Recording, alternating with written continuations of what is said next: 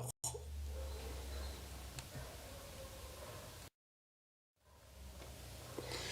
El ojo es un órgano par situado en la cavidad orbitaria.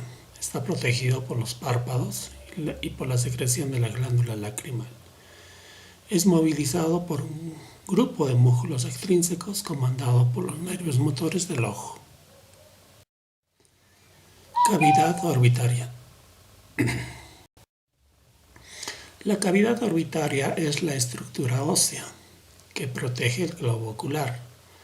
Las cavidades orbitarias, fosas comunes al cráneo y a la cara, albergan al ojo. Están localizados hacia arriba, la fosa craneal anterior, la placa cribiforme y la eminencia cristalae. Abajo, el seno maxilar, hacia adentro, las fosas nasales y hacia afuera, las fosas temporales. Está conformado por 5 huesos: frontal, maxilar superior, hueso malar, hueso unguis, esfenoides, etmoides y palatino. La cavidad orbitaria tiene una forma piramidal, de base cuadrangular anterior y de vértice posterior, cuyo eje mayor, la altura de la pirámide, es de aproximadamente 35 por 40 milímetros y de profundidad 45 milímetros. La pared superior está formada por la lámina horizontal del hueso frontal, la placa orbitaria, que está hacia adelante, y hacia atrás el ala menor del esfenoides. Presente en el hueso frontal la fosita lacrimal, que está hacia adelante y hacia afuera, y hacia adentro la fosa troclear. Es una placa delgada que separa la órbita de la fosa cerebral anterior de la parte anterior de la fosa media. La pared inferior está formada por la apófisis piramidal del maxilar superior, la apófisis orbitaria del hueso cigomático, la apófisis orbitaria del palatino. Estas estructuras presentan, en la pared inferior se presenta el conducto y el agujero infraorbitario. Esta pared inferior es muy delgada y la separa del seno maxilar. La pared interna está formada por la rama ascendente del maxilar superior, el hueso unguis, un hueso plano que es el etmoides a través de su lámina papirácea, el cuerpo del esfenoides. A este nivel nosotros encontramos el surco lacrimal, que está localizado entre el borde anterior del unguis y la rama ascendente del maxilar. En este lugar también tenemos nosotros los bordes anterior y posterior de este canal, que representan las crestas lagrimales. La pared externa está formada por el hueso malar, por su apófisis orbitaria del cigomático, que ocupa el tercio anterior de esta pared, y el hueso esfenoides con el ala mayor del esfenoides, que ocupa los 2 tercios posteriores. Es una pared gruesa, resistente, es plana y de forma triangular. El vértice está ocupado por el tubérculo infraóptico. Esta representación es el trasfondo de la hendidura esfenoidal. Se encuentra delimitada entre las alas mayor y menor del esfenoides, entre el techo de las paredes externo y el techo de la cavidad orbitaria, comunicando la cavidad orbitaria con la fosa craneal media. El labio interno de esta hendidura, a este nivel, estamos señalando con el puntero, a ese nivel tiene una elevación que se denomina el tubérculo infraóptico. Es el sitio donde se inserta el anillo de zinc. La hendidura esfenomaxilar o fisura orbitaria inferior es la estructura que forma la fosa pterigo-palatina. Ahí tenemos el famoso anillo de zinc, lugar de donde nacen los músculos rectos del ojo. La base de la órbita tiene una forma cuadrangular que mide 40 milímetros de ancho y de altura 35 milímetros. El borde superior hacia arriba está formado por el borde supraorbitario del hueso frontal. El borde lateral está formado por el reborde orbitario del hueso cigomático o hueso malar. El borde inferior, la mitad lateral, está formado por el hueso malar y la mitad medial por el hueso maxilar superior. El borde medial por la cresta lacrimal anterior y hacia arriba por el reborde orbitario del hueso frontal. Globo ocular. El globo ocular tiene una forma esférica, cuyo diámetro anteroposterior mide 25 milímetros y su diámetro transverso 23 milímetros. Tiene un diámetro vertical de 23 milímetros, un peso de aproximadamente 7-8 gramos. Hacia adelante, hacia la parte anterior, tiene una saliente formada por la córnea transparente. Ocupa el globo ocular un tercio anterior de la cavidad orbitaria. El globo ocular está más cerca a la pared lateral y superior del esqueleto ocular. Las membranas del globo ocular están dispuestas de afuera hacia adentro del modo siguiente. Una membrana fibrosa, esclerótica y córnea. Una membrana vascular y muscular, la coroides y el iris. Y una membrana nerviosa o retina. Pero esta división es preferible, en mi concepto, la división fisiológica del profesor de la Facultad de Montpellier, Ruguet, que considera al globo ocular como una estructura compuesta por 3 aparatos. El aparato de protección formado por la esclerótica y la córnea, el aparato de adaptación constituido por la coroides y el iris, y el aparato de la visión representado por la retina. Los humores del ojo son líquidos o semilíquidos. Si atravesamos el globo ocular de adelante atrás con una aguja, se encuentra por detrás de la córnea la cámara anterior, ocupada por el humor acuoso. La pupila y la pretendida cámara posterior que no existe. El cristalino, el cuerpo vítreo por detrás del cual se halla la retina. Membrana fibrosa. La membrana fibrosa es una membrana resistente e inextendible, de un grosor de 1 milímetro, una superficie lisa y ovoidea de un color blanco, protege las capas subyacentes y el contenido del globo ocular y el bulbo.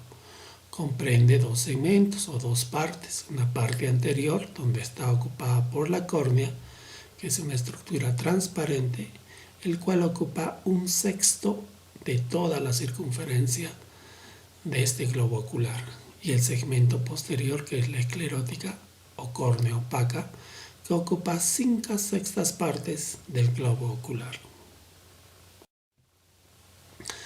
La esclerótica constituye pues las 5/6 partes posteriores de esta membrana fibrosa. Es una membrana opaca a la luz y se continúa hacia adelante por la córnea. Da inserción a los músculos motores del globo ocular. Tiene un orificio posterior que es atravesado por el nervio óptico. Tiene un orificio anterior que está ocupada por la córnea.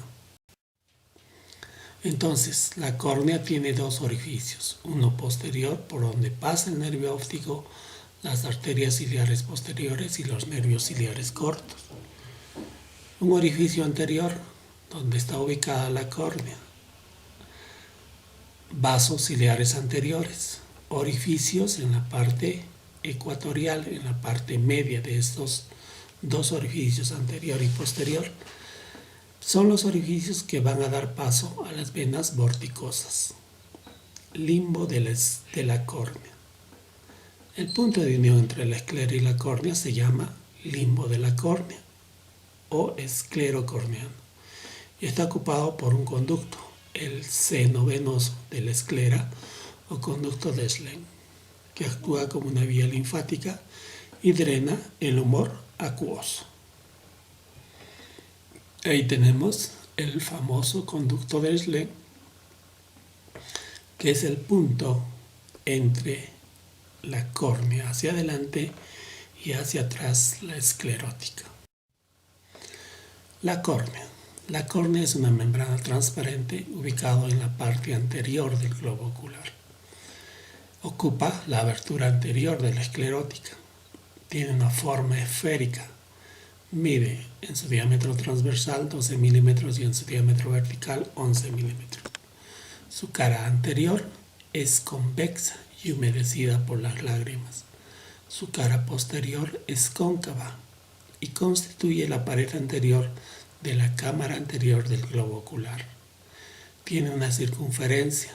La córnea está unida a la esclerótica a nivel del limbo esclerocorneal.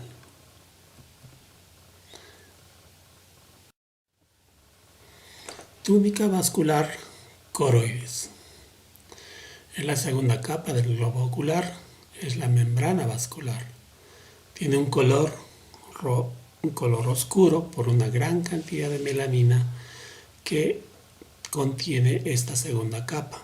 Ocupa los 2/3 posteriores del globo ocular. Está adherido a la capa interna de la túnica fibrosa. Presenta un orificio posterior que viene desde el polo posterior donde atraviesa el nervio óptico y hacia la parte anterior culmina a nivel de la ora serrata. Ese es el límite anterior de la coroides. La ora serrata es una línea circular sinuosa que solo se ve por la cara interna del globo ocular. La ora serrata se sitúa a 6 a 7 milímetros de la línea ecuatorial. La coroides se continúa hacia adelante con el cuerpo ciliar y el iris.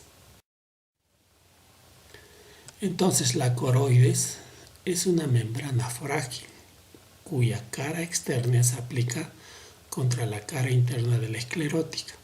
Su cara interna responde a la retina, pero sin adherirse a ella. Está separada de esta retina a través de la membrana de Bruch.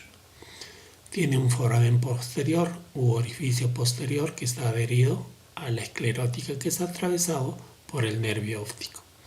Tiene un orificio anterior que es marcado por la ora serrata, que se continúa con el cuerpo ciliar.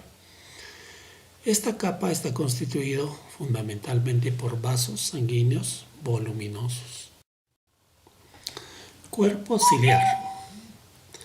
El cuerpo ciliar está ubicado entre el coroides y el iris. A nivel del coroides, esta se ubica a nivel de la ora serrata.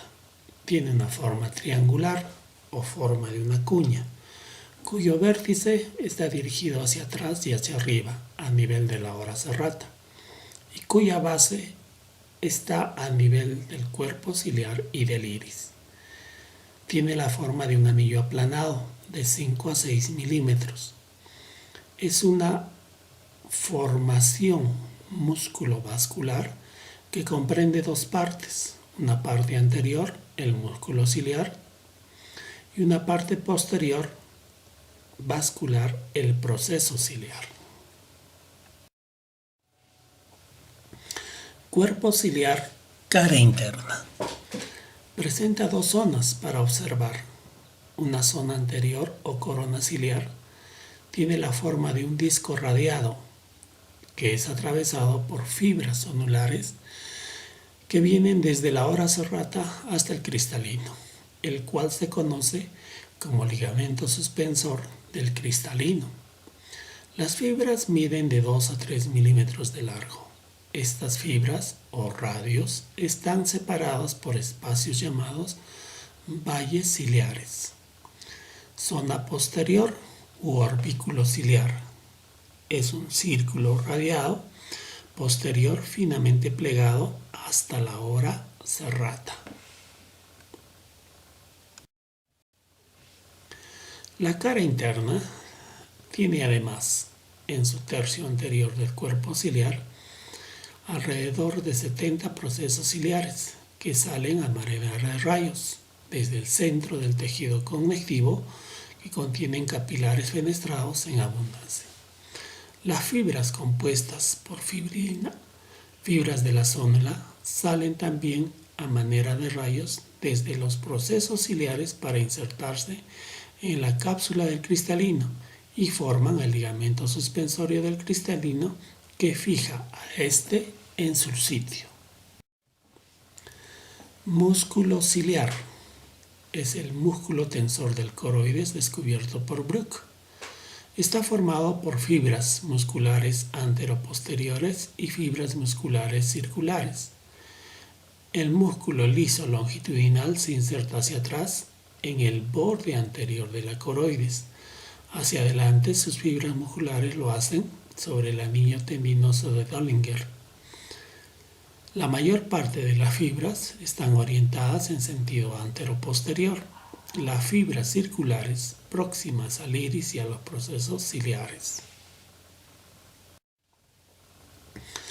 El músculo ciliar.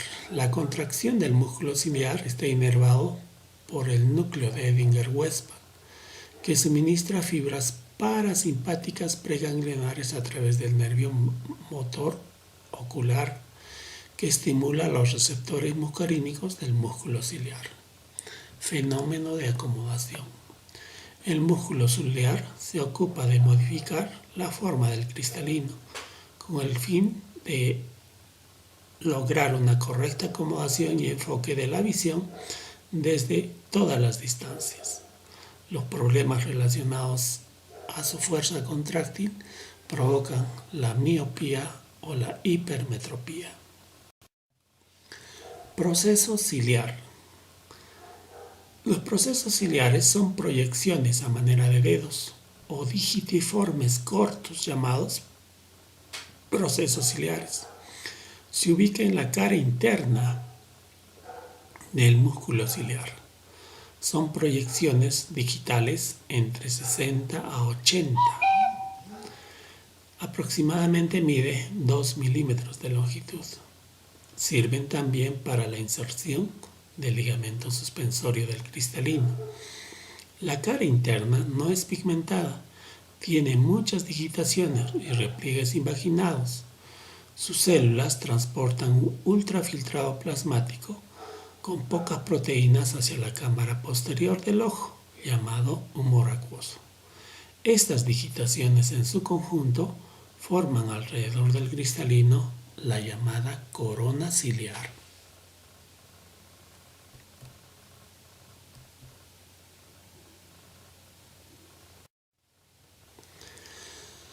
Cámaras del ojo. El globo ocular, en su parte anterior, delante del cristalino y detrás de la córnea, tiene dos cámaras. La cámara anterior, que es un espacio entre la córnea y el iris, y la cámara posterior es el espacio entre el iris y el cristalino. El humor acuoso, elaborado, fabricado por los procesos ciliares, sale desde la cámara posterior y pasa por la apertura pupilar hacia la cámara anterior. El humor acuoso sale de la cámara anterior al pasar hacia la red trabecular cerca del limbo o ángulo iridocorneal. Y por último, atraviesa hasta el conducto de Schlenk, que lo conduce directamente hacia el sistema venoso. Este lugar es el lugar de drenaje del humor acuoso para el sistema venoso ocular. El iris es una membrana vascular muscular cuya cara anterior está pigmentado por melanina. Situado verticalmente, está delante del cristalino, detrás de la córnea. Tiene una forma de un disco perforado en su centro. Tiene un tamaño de 3 a 4 milímetros. Su función es dilatar la pupila o disminuir esta pupila. Cuando la pupila se estrecha, nosotros llamamos miosis, y cuando la pupila se dilata, llamamos midriasis. El iris tiene dos caras, una cara anterior y una cara posterior. La cara anterior es colorada. El color está dado por el pigmento melanina. De esta forma nosotros podemos ver distintos colores pardos, verdes o de una coloración celeste. La superficie de esta cara anterior es convexa, irregular y presenta mamelones. Esta cara anterior está elevada por vasos sanguíneos que determina la formación de finas salientes semicilíndricos de dirección radial que se extiende desde la pupila hasta el borde periférico. Su cara posterior es de un color negro. Tiene una superficie uniforme, ligeramente cóncavo. Se engranan con la base de los procesos ciliares y el músculo ciliar.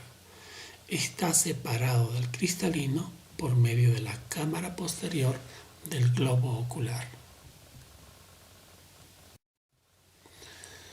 El iris presenta dos circunferencias muy nítidas para observar. Una circunferencia mayor o periférica, donde se ubica el anillo mayor del iris. El anillo mayor del iris es continuación de la parte anterior del cuerpo ciliar. A este nivel encontramos el anillo tendinoso de Döllinger. Las fibras radiadas del iris se insertan en este anillo, lo mismo que las fibras del músculo ciliar. También se encuentra fija por el ligamento pectíneo de Hooke, que se extiende desde el anillo de Döllinger hasta la parte anterior de la circunferencia del iris.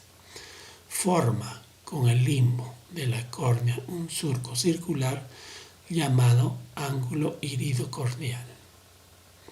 Circunferencia menor o pupila. Esta tiene una forma circular y constituye el centro. Está sujeta a la función del músculo dilatador y esfínter de la pupila. Tiene un diámetro de aproximadamente 3 a 4 milímetros. El iris, entonces, es una estructura muscular vascular. Tiene dos músculos, el músculo esfínter de la pupila y el músculo dilatador de la pupila. Los músculos del esfínter están situados en la musculatura del iris y el músculo dilatador están situados a manera radial en este iris. La inervación del esfínter está dado por nervios simpáticos del tercer par craneal. La dilatación de la pupila está dada por fibras simpáticas que vienen del ganglio cervical superior. El esfínter de la pupila está formado entonces por fibras circulares situadas solamente alrededor de la pupila en una extensión de 0.5 milímetros de ancho. El dilatador pupilar está formado por fibras radiadas que proceden del anillo tendinoso de Döllinger y del músculo ciliar, desde donde se dirigen en línea recta hasta la pupila, donde cesan, insertándose por delante del esfínter o antes de llegar a este pequeño músculo. La retina. La retina es la tercera capa del ojo y es la capa más profunda. Esta envoltura contiene fibras nerviosas, prolongaciones del nervio óptico, que terminan en unas pequeñas estructuras denominados conos y bastones que son los receptores de la luz. Entonces la retina es un órgano receptor de las de los estímulos luminosos. Se extiende desde el nervio óptico hasta la cara posterior del globo ocular.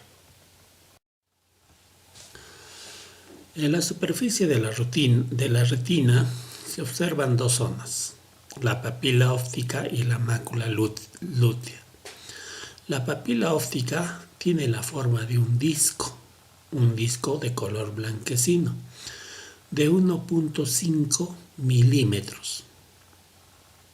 Este lugar, la papila óptica, tiene ese color debido a que ahí convergen los filetes nerviosos que van a dar origen al nervio óptico, y es la llegada de los vasos centrales de la retina.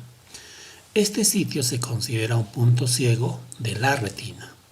Eso quiere decir que este lugar que es la papila óptica, no se pueden observar ningún tipo de estímulos luminosos.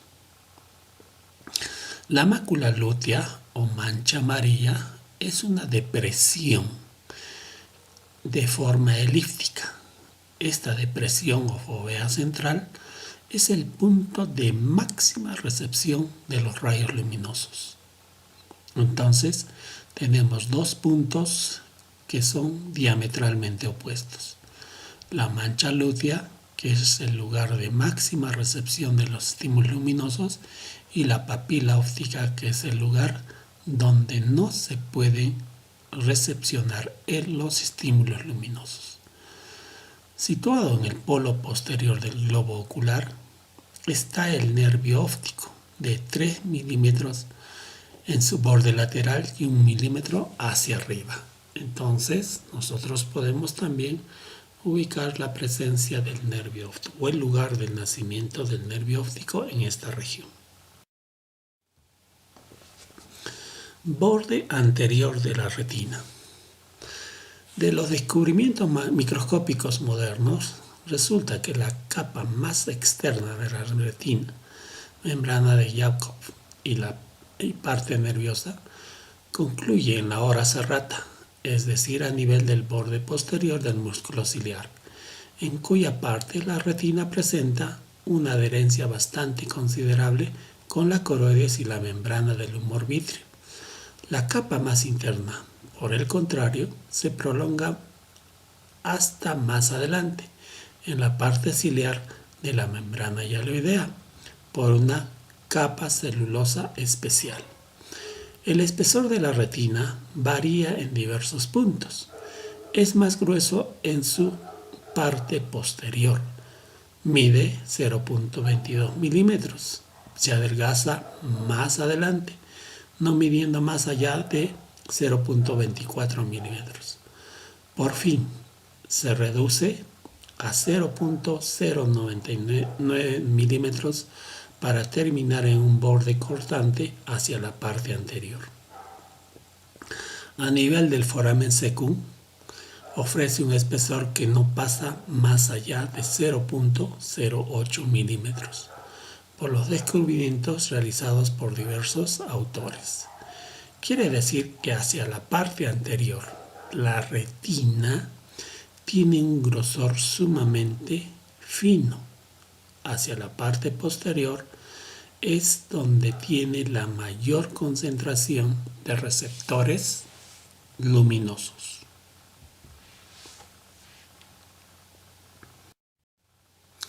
Arteria central de la retina. La arteria central de la retina entra por fuera y por debajo del nervio óptico. Se dirige hacia adelante y asciende para penetrar al centro del nervio óptico e irriga la retina. Una vez ingresado hacia la capa más interna del globo ocular, se divide en rama ascendente y descendente y se arboriza hasta la hora serrata. Entonces, la arteria central de la retina, rama de la arteria oftálmica, es la arteria que ingresa al globo ocular y emerge a nivel de la papila óptica, y ahí se divide en ramas. las que suben hacia arriba ascendentes y las que bajan descendentes. Luego, estas dos ramas se dividen a su vez en ramas mediales o nasales y laterales o temporales.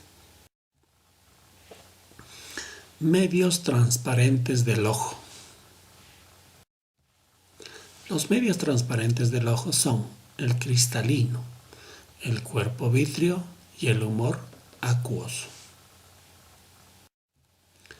El cristalino es una lente transparente, elástica y firme, situado detrás del iris y enfrente del cuerpo vítreo. Es una lente biconvexa, cuyo diámetro anterior es de 10 milímetros, cuyo peso es de 20 gramos. Este cristalino presenta una membrana epitelial muy delgada que la rodea en su cara anterior y posterior, a la cual se le llama la cápsula de la lente. La zónula ciliar son fibras elásticas y transparentes.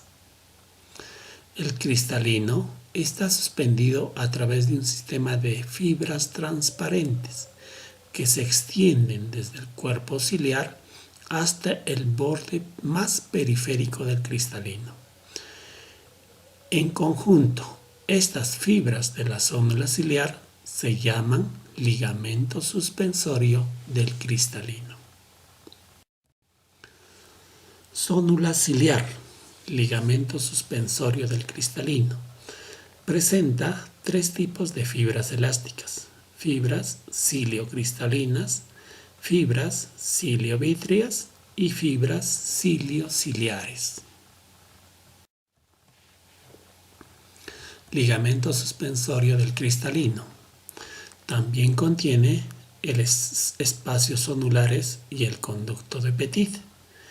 Estos espacios zonulares se dan entre las fibras que forman el ligamento suspensorio, y el conducto de Petit es un espacio entre la zónula ciliar y el cuerpo vítreo. La contracción o relajación de los músculos ciliares influye en la tensión, en la contracción y relajación del cristalino. Las curvas del cristalino varían según el tipo de visión. Para una visión próxima, el cristalino se hace más convexo. Para una visión lejana, el cristalino se aplana. Esta variación de la configuración del cristalino se conoce como fenómeno de acomodación. El cristalino no tiene vasos propios, no tiene nervios propios. Entonces su nutrición está dado por líquidos emanados por los procesos ciliares. A mayor edad, la lente se pone más denso y menos elástico. Como resultado, se atenúa la capacidad de acomodación, dando lugar a lo que llamamos la presbicia. La coloración blanquecina del cristalino se conoce como catarata. Cuerpo vítreo. El cuerpo vítreo es el cuerpo más voluminoso de los medios transparentes del ojo. Ocupa las 2/3 partes posteriores del globo ocular. Se ubica entre la retina hacia atrás y el cristalino hacia adelante. La parte anterior se llama fosa hialoidea y se ubica por detrás de la lente del cristalino. Este cuerpo vítreo presenta una membrana vítrea que envuelve a un líquido que se conoce como humor acuoso. El humor vítreo es el contenido del cuerpo vítreo.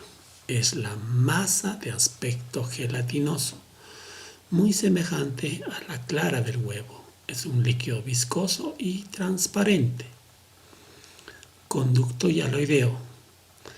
El conducto hialoideo se extiende desde el disco del nervio óptico hasta la cara posterior del cristalino. En el feto, permite el paso de la arteria hialoidea que irriga el cristalino en su desarrollo fetal.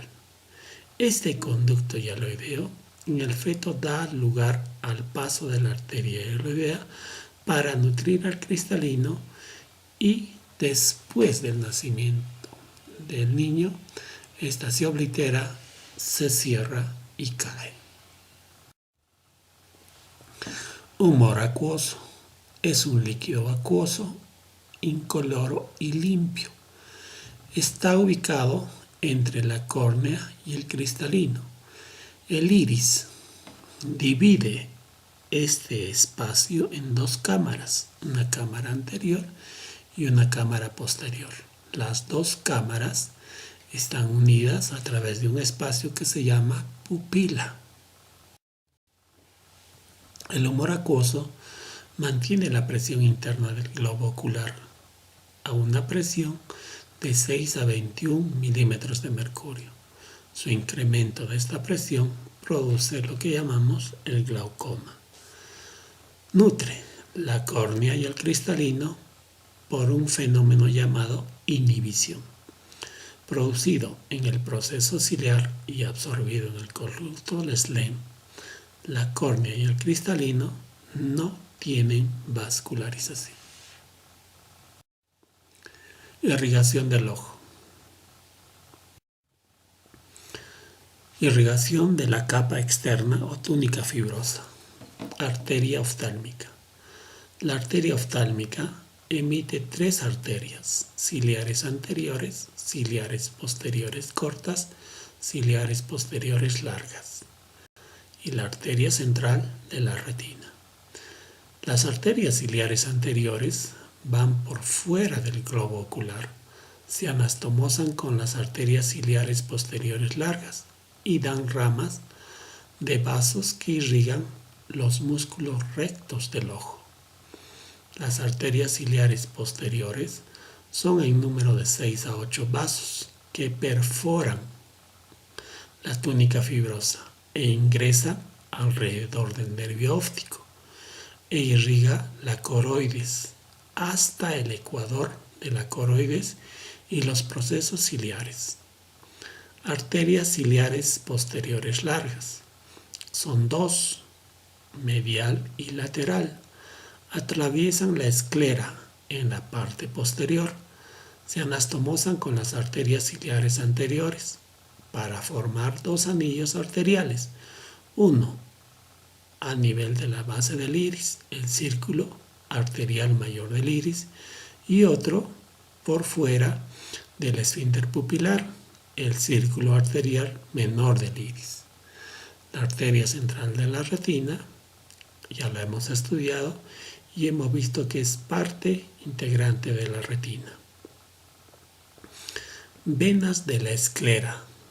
Termina en la parte anterior de las venas ciliares anteriores y la posterior en las venas coroideas. Venas del globo ocular. El drenaje venoso del globo ocular está dado por tres sistemas: sistema venoso ciliar anterior, sistema porticoso, sistema venoso ciliar posterior. El sistema venoso ciliar anterior drena la región anterior y externa del cuerpo ciliar. Las venas ciliares anteriores forman el plexo venoso intraescleral que profundamente comunica con el canal de Schlemm y superficialmente comunica con el plexo venoso epiescleral. Sistema venoso vorticoso. Drena la coroides y la porción posterior del cuerpo ciliar. Los vasos se van reuniendo en troncos cada vez más importantes para formar una vena vorticosa por cada cuadrante, que abandona el globo ocular por detrás de la línea ecuatorial. Existen 4 venas vorticosas relacionadas con los músculos extrínsecos del ojo. Sistema venoso ciliar posterior. Las venas ciliares posteriores son inconstantes, poco numerosas y de pequeño calibre. están relacionados con el drenaje de la porción posterior de la esclera. Irrigación de la capa vascular. La segunda capa del globo ocular tiene las siguientes arterias: arterias ciliares posteriores cortas, arterias ciliares posteriores largas y arterias ciliares anteriores. Las arterias ciliares que atraviesan la esclerótica y llegan a la gran circunferencia del iris, donde forman el círculo arterioso mayor del iris. Las ramas de este círculo mayor forman una circunferencia menor y rodean la pupila. Este lugar se conoce como el círculo arterioso menor del iris. Irrigación de la capa vascular. Está dado por las arterias ciliares anteriores, ciliares posteriores cortas, ciliares posteriores largas. Las arterias ciliares anteriores ingresan a la esclera cerca del iris y se dirige hacia el círculo mayor del iris. Las arterias ciliares cortas posteriores ingresan alrededor del nervio óptico y se ramifica en la coroides y llega hasta la ora serrata. Las arterias ciliares largas posteriores son dos ramas, rama medial y rama lateral, en relación al nervio óptico. Ingresa entre la esclerótica y la coroides y luego se divide en una rama ascendente y descendente. Forma el círculo mayor del iris. Del círculo mayor del iris salen tres ramas: ramas iridianas, ramas ciliares y ramas coroideas recurrentes. Drenaje venoso del globo ocular. El drenaje venoso del globo ocular está asegurado por tres sistemas venosos: sistema venoso ciliar anterior, sistema vorticoso, sistema venoso ciliar posterior. Sistema venoso ciliar anterior. Drena la región anterior y externa del cuerpo ciliar. Las venas ciliares anteriores forman el plexo venoso intraescleral, que profundamente comunica con el canal de Schlenk y superficialmente comunica con el plexo venoso epiescleral. Sistema venoso vorticoso. El drenaje venoso de toda la coroides y la porción posterior del cuerpo ciliar está dado por el sistema venoso vorticoso. Los vasos se van reuniendo en troncos cada vez más importantes para formar una vena vorticosa por cada cuadrante del globo ocular, que abandonan el globo ocular por detrás de la línea ecuatorial. Existen 4 venas vorticosas que salen de la esclera y terminan en las venas oftálmicas. Sistema venoso ciliar posterior. Las venas ciliares posteriores son inconstantes, poco numerosas y de pequeño calibre. Parecen estar relacionados solamente con el drenaje de la porción posterior de la esclera. Vasos linfáticos del globo ocular. En la capa vascular no tienen vasos linfáticos. La linfa circula por lagunas. Nervios de la capa vascular proceden del ganglio ciliar y del nervio nasociliar a través de los nervios ciliares.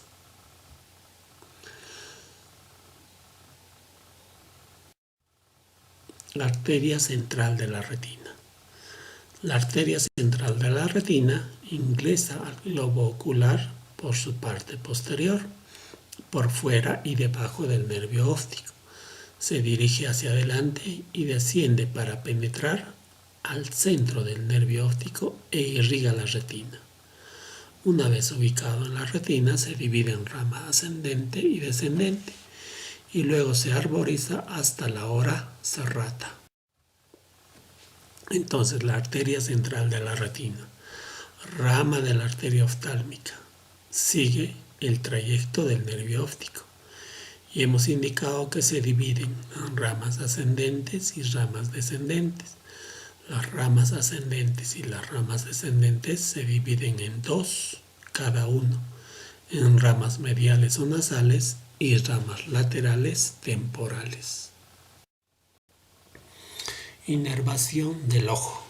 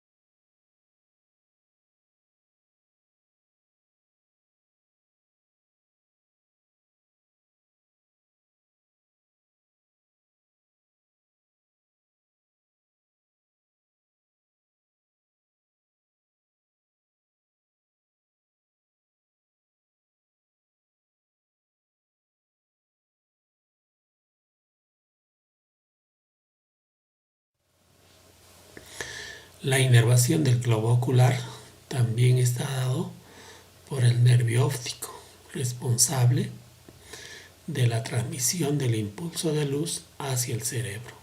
Nervios ciliares cortos nacen en el ganglio ciliar, caminan a lo largo del nervio óptico. Sus fibras se dirigen hacia adelante en la capa coroidea hasta alcanzar el cuerpo ciliar y el iris. Nervios ciliares largos no son parte del ganglio ciliar, nacen del nervio nasociliar del B1, atraviesan la esclera para llegar a la capa coroidea en la que sigue hasta el iris. Es de naturaleza sensorial, pero tiene fibras simpáticas que contribuyen a la inervación del músculo dilatador de la pupila. Nervio óptico, que ya estudiamos en el capítulo de pares craneales. Músculos del ojo. Los músculos del ojo son los siguientes: músculos rectos, que son 4, superior, inferior, lateral y medial, y el músculo elevador de los párpados. Músculos oblicuos, que son 2, oblicuo superior y oblicuo inferior. El músculo elevador del párpado tiene su origen en su inserción posterior del globo ocular, a través de fibras aponeuróticas en el borde superior al conducto óptico y al ala menor del esfenoides. Sus fibras se dirigen hacia adelante, forman una especie de cinta muscular que se abre en forma de abanico a nivel del párpado superior. Termina insertándose en el tarso superior y en la piel del párpado superior. Anillo tendinoso de zinc o anillo tendinoso de los músculos rectos. Es un anillo de tejido fibroso circular, corto, grueso, se inserta en la parte medial de la hendidura esfenoidal y en el tubérculo infraóptico. Es el vértice de la cavidad orbitaria.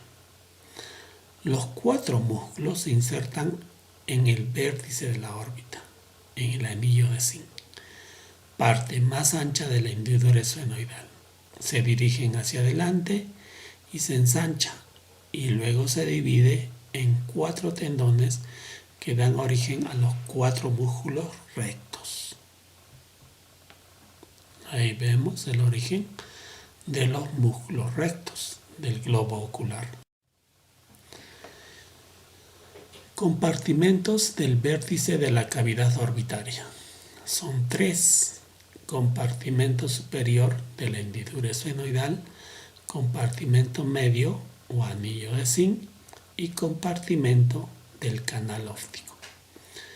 Por el compartimento superior de la hendidura esfenoidal atraviesan el nervio patético, el nervio frontal, el nervio lacrimal y la vena oftálmica. Por el compartimento medio o anillo de zinc atraviesan el nervio motor ocular común, motor ocular externo y el nervio nasal.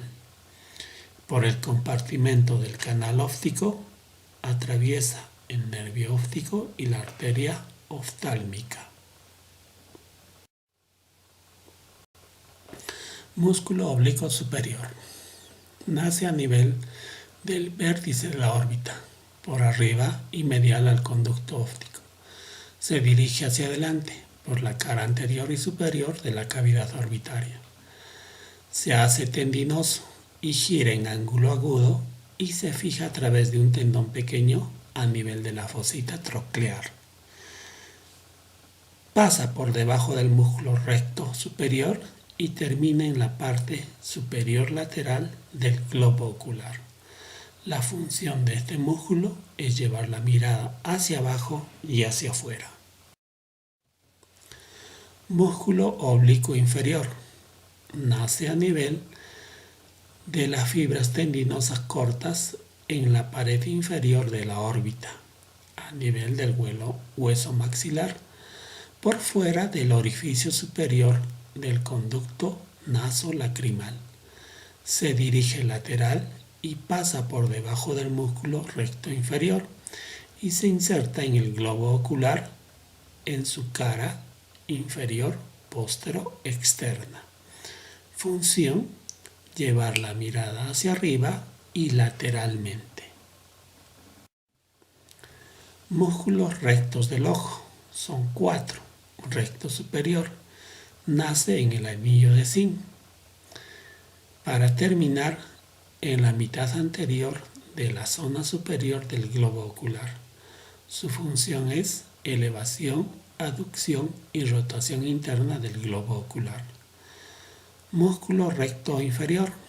Nace en el anillo de zinc, termina en la mitad anterior de la zona inferior del globo ocular, cuya función es depresión, aducción y rotación externa del globo ocular. Recto interno. Nace en el anillo de zinc y termina en la mitad anterior de la zona interna del globo ocular, cuya función es aducción del globo ocular. Recto externo.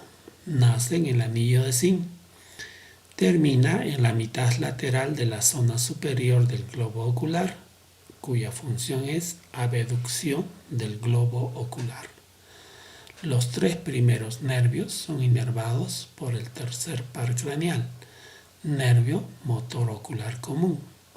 El recto lateral o recto externo es inervado por el nervio abducen, cuarto par craneal.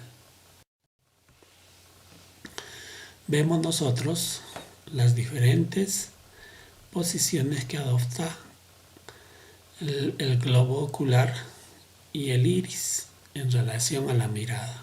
El recto superior lleva la mirada hacia la parte lateral y superior. El recto inferior hace una mirada lateral e inferior. El recto lateral hace una mirada lateral. El recto medial hace una mirada hacia adentro o medial. El oblicuo inferior lleva la mirada hacia arriba y hacia adentro. Y el oblicuo superior lleva la mirada hacia abajo y hacia adentro. Órganos protectores del ojo. Aparato de protección. Cejas. Las cejas están constituidas por 3 partes.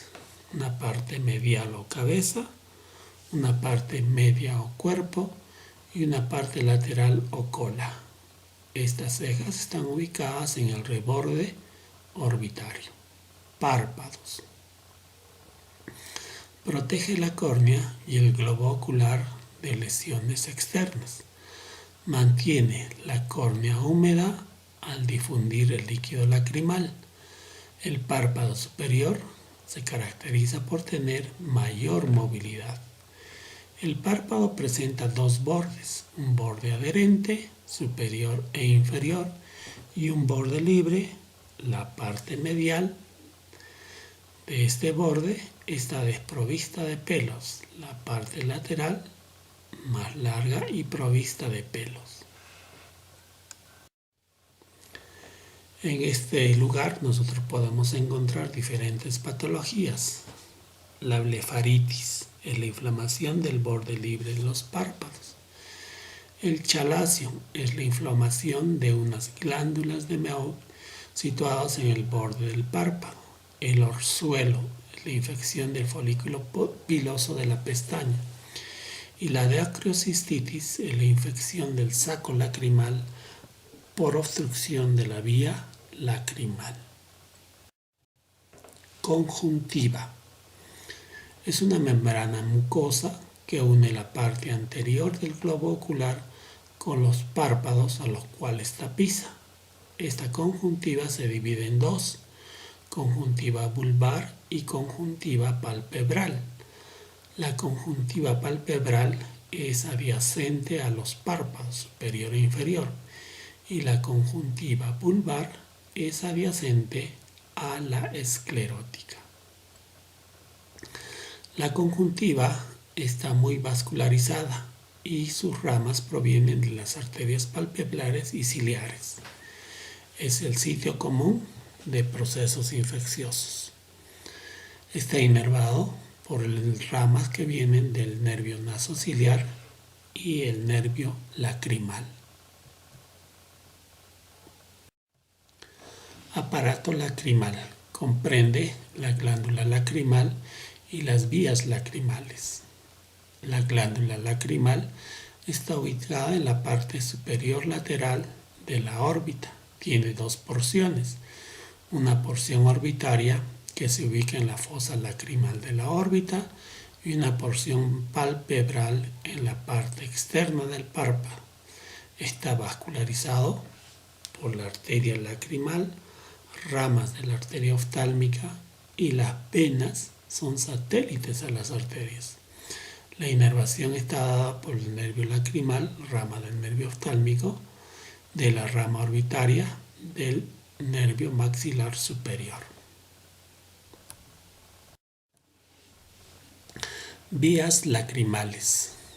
Las lágrimas se reúnen en el ángulo inferior medial del saco conjuntival, donde forman el lago lagrimal.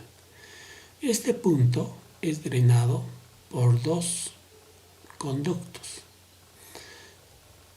Estos puntos lacrimales son los lugares donde nacen las papilas lacrimales.